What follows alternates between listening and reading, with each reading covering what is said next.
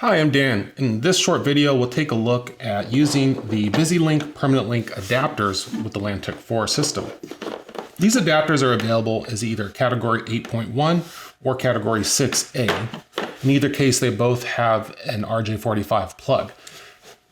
The LanTEK IV 3000 model comes with the category 8.1 adapters, which can also be used for category 6A, 6, 5E, etc. They're backward compatible.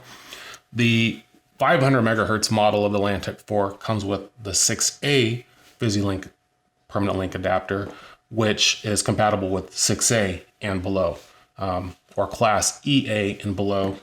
And with the case of ISO and category 8, the equivalent would be ISO class 1 and below. So class 1 is the equivalent of category 8 with an RJ45 interface. The VisiLINQ adapter, we plug the module into the back of the LanTEK. We hear the audible indicator that it has recognized it. We'll just lock that into place. Now on the plug itself, we have the key feature is this small button that operates the permanent link adapter. Now when we're connected, that will execute a test.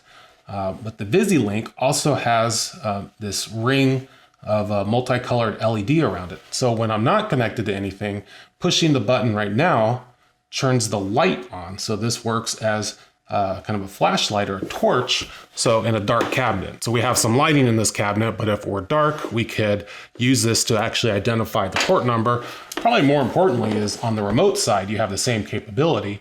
So if the person operating the remote is in a dark place underneath a desk, in a wall box, they can use this to identify the outlet numbering that they are plugging into. So could tap it again to turn them off. And they will also indicate when we are connected.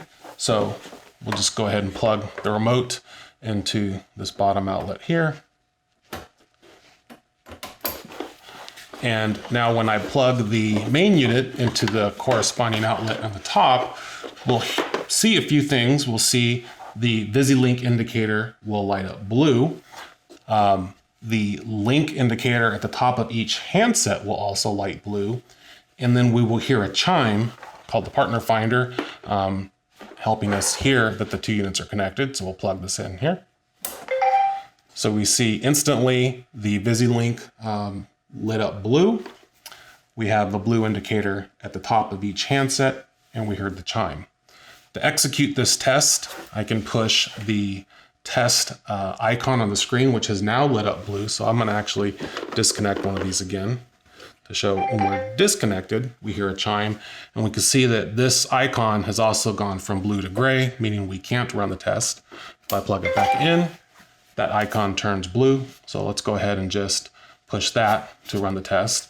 And when it's running, we have a quick progress bar across the bottom that shows us the status of that test.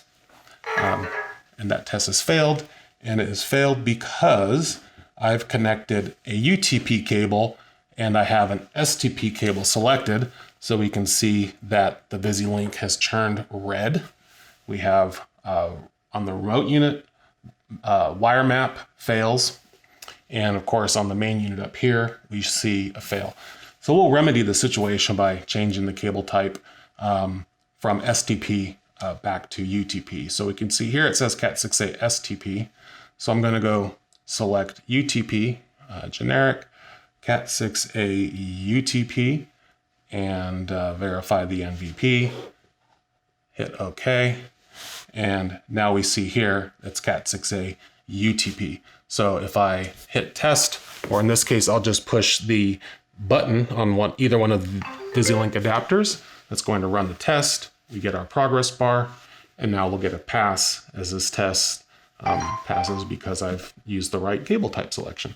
So we see green on both VisiLINQ adapters, green pass on the remote handset, and port 2 has a pass icon. So thank you for watching this short video on the use of the VisiLINQ PLA adapters. I'm Dan Barrera.